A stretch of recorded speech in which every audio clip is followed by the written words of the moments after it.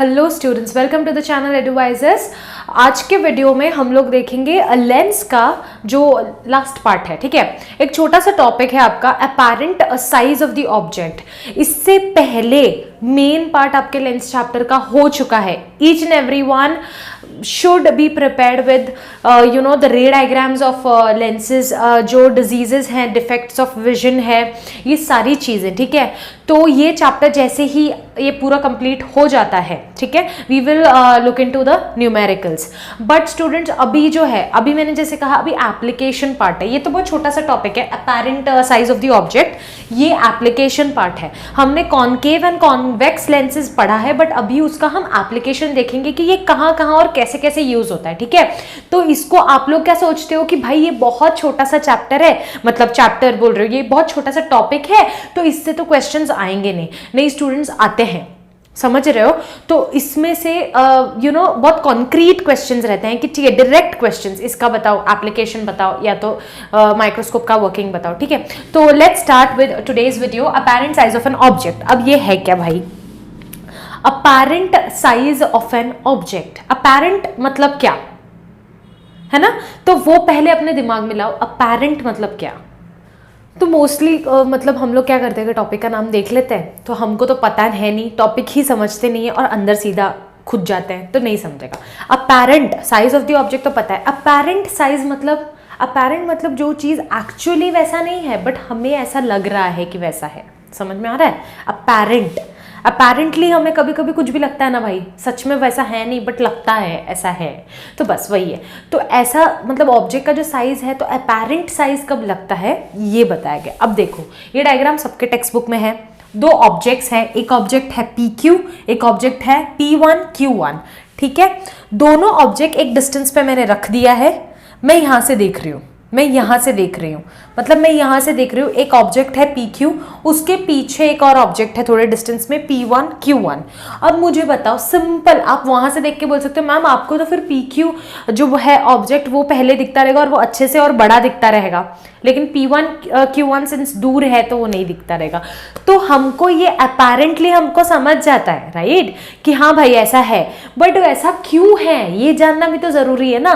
ऐसे ही लगता है तो सब लगने पे होता है क्या? नहीं, उसके पीछे का कुछ रीजन होता है। ठीक है, तो क्या है वो देखो, PQ जब यहाँ रखा है, कोई एक बोलते हैं ना कि डिस्टेंस तो इंपॉर्टेंट है ही, अपने से वो ऑब्जेक्ट कहाँ कितने डिस्टेंस में है वो तो इंपॉर्टेंट है ही, बट ये भी इंपॉर्टेंट है कि कितने एंगल पे है तुम्हारे मेरे आंख से कितने एंगल पे।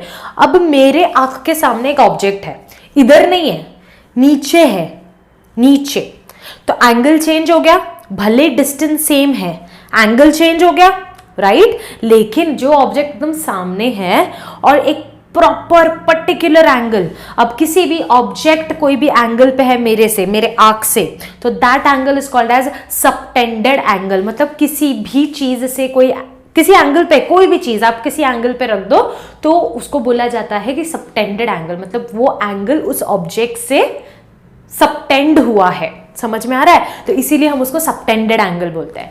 तो अब कोई चीज अगर उतनी ही डिस्टेंस में इधर है और कोई ऑब्जेक्ट, सिंपल है, कॉमन सेंस है भाई, अगर मैंने ऑब्जेक्ट मेरे एक ही एंगल, एक ही सेम डिस्टेंस पे दो ऑब्जेक्ट रखा तो सेम दिखेगा, सेम एंगल पे, लेकिन सेम डिस्टेंस पे, लेकिन एक ऑब्जेक्ट इधर रखा, एक ऑब्जेक्ट एकदम नीचे रखा है, एंगल अलग अलग है ना भाई, तो दोनों का जितना दिखता, ये जितने अच्छे से दिखेगा वो इतने अच्छे से नहीं दिखेगा जो नीचे है, बस वही बात है। ठीक है, तो कभी भी डिस्टेंस जितना इंपॉर्टेंट होता है उससे ज्यादा इंपॉर्टेंट सबटेंडेड एंगल होता है, जो एंगल हमारे आंख तक बनता है उस ऑब्जेक्ट का। समझ में आ रहा है? वो जो ऑब्जेक्ट एक एंगल बना रहा है हमारे आंख तक, वो that is called as subtended angle, तो वो ज्यादा इंपॉर्टेंट है। तो बस PQ सबटेंडेड एंगल बना रहा है अल्फा अपने आंख से, P1 Q1 सबटेंडेड एंगल बना रहा है बीटा अपने आंख से, तो P1 Q1 size appear smaller than PQ because P1 Q1 का जो एंगल है सबटेंडेड एंगल, वो it is lesser than PQ का एंगल। समझ में आ रहा है?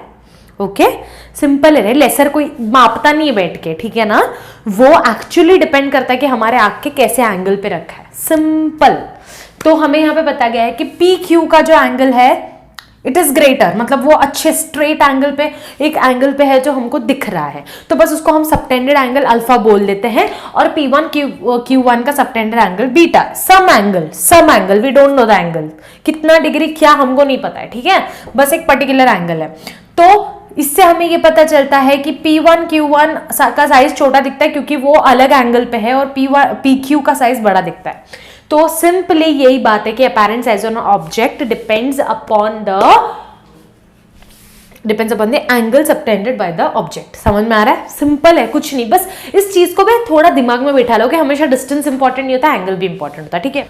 तो आपने इससे क्या समझा कि apparent size of an object, वो तो हमें पता है कि depends on the angle, subtended angle, लेकिन आपने यहाँ पे देखा कि मैम ये दोनों ऑब्जेक्ट का ना साइज भी सेम है, मतलब अगर मैंने दो मार्कर लिए अलग अलग डिस्टेंस पे रख दिए सेम प्लेन पे, ठीक है, ऐसा नहीं कि ऊपर नीचे, ऐसा नहीं, सेम दो मार्कर, अब दो मार्कर का साइज तो सेम रहेगा, राइट,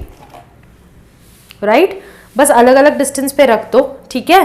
अब इसका जो एंगल सबटेंड कर रहा है ये मेरे आंख तक, it is greater than this marker का, तो फिर I can see this larger, yes, and this object to be smaller, जबकि साइज दोनों का सेम है। सो ऐसा क्यों? क्योंकि it all depends on the subtended angle, okay. Size same होने के बावजूद भी दोनों अलग अलग साइज के दिखते हैं, मतलब ये क्या दिख रहा है ऐसा, that is apparent size of an object. Is it clear? Okay, तो अब हम लोग देखेंगे कि यूजेस ऑफ कॉन्केव लेंस। अब कॉन्केव लेंस का यूजेस वेरी वेरी इंपॉर्टेंट। जैसे ही कॉन्केव लेंस अपने दिमाग में आता है तो क्या आना चाहिए? सबके दिमाग में आना चाहिए, डिफेक्ट्स ऑफ विजन में हमने पढ़ा था, कौन से डिफेक्ट्स में हमको यूज होता है कॉन्केव लेंस, कौन से डिफेक्ट्स में हमको यूज होता है कॉन्केव लेंस, बताओ। कॉन्केव कौन लगाता है? कॉन्केव कौन लगाता है?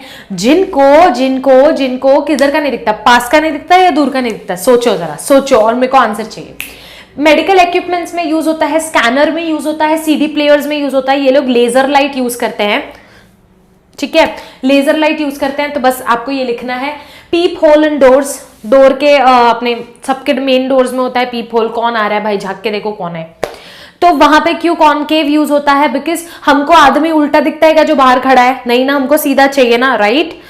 वर्चुअल एंड इरेक्ट इमेजेस बना रहा है कॉनकेव, तो हमेशा याद रखना कॉनकेव वहां यूज होगा जहां पे भी हमको वर्चुअल एंड इरेक्ट इमेजेस चाहिए। स्पेक्टेकल्स, जैसे मैंने कहा स्पेक्टेकल्स में यूज होता है, बट कहाँ यूज होता है बताओ?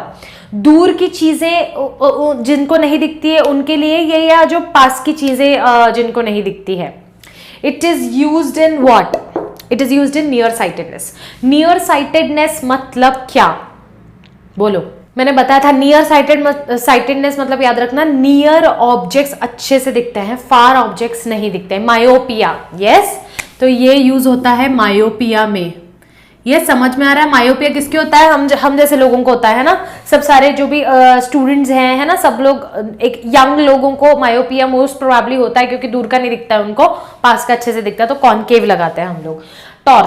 टॉर्च क्या है? लाइट डालते हैं वो डाइवर्स दिखता है ना, टॉर्च का लाइट कभी देखा ऐसे जाता है, स्प्रेड आउट होता है, तो स्प्रेड आउट कौन करता है? कॉनकेव करता है। कॉन्वेक्स तो कॉन्वर्ज करता है, कॉनकेव डाइवर्ज करता है, डाइवर्जेंट लेंस है, इसलिए torch.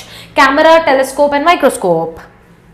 Camera, telescope and microscope. आप बोलोगे मैम ये सारा तो कॉन्वेक्स में है, तो सुनो मैं बताती हूँ। अभी हम लोग in detail uses of convex lens देखने वाले हैं, जिसमें हम लोग सिंपल माइक्रोस्कोप देखेंगे, कंपाउंड एंड टेलीस्कोप देखेंगे, ठीक है।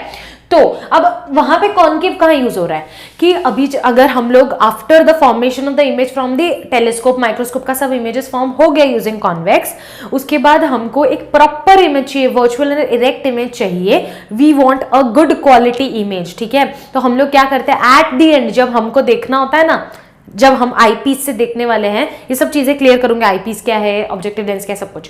तो आईपीस जो देखने वाले हैं उसके पहले हम लोग कॉनकेव लगा देते हैं, या तो आईपीस के अंदर ही एडजस्ट करके कॉनकेव लेंस लगाते हैं, ताकि जो इमेज फॉर्म हो के आया है अल्टीमेटली इमेज हमको सही तरीके से दिखे, ठीक है।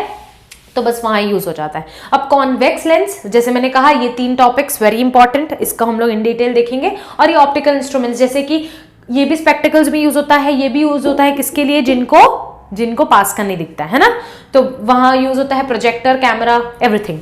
तो दीज आर सिंपल, आपको क्वेश्चंस आ जाएंगे छोटे छोटे क्वेश्चंस, तो आप लिख सकते हो। अभी हम लोग नेक्स्ट वीडियो में इन डिटेल देखेंगे uses of convex lens, simple compound telescope, ठीक है। तो आप लोग जितना भी मैं पढ़ा रही हूँ मार्क करो टेक्स्ट बुक में, या तो फिर अपने बुक में लिखो। I want each and every one two do that, क्योंकि आपने आज वीडियो देख लिया, आप फिर 4 दिन बाद भूल जाओगे, मुझे पता है। तो वो आप चीज मत करो कि बार बार आपको वीडियो देखना पड़े। देखोगे तो अच्छा ही है, मैं वो नहीं बोल रही हूँ, लेकिन मैं नहीं चाहती आप किसी का भी टाइम वेस्ट हो, ठीक है। तो आप अगर कर रहे हो 1 से 2 बार, मैं बोल रही हूँ ना, जो चीज कर रहे हो उसको परफेक्ट करके खत्म करो, ठीक है। बाद में सिर्फ रिविजन के लिए रखो। Okay, so see you in the next video, जहां पे मैं माइक्रोस्कोप और टेलीस्कोप सबके बारे में बताऊंगी, ठीक है। Till then take care everyone, bye, study करो, मजे करो।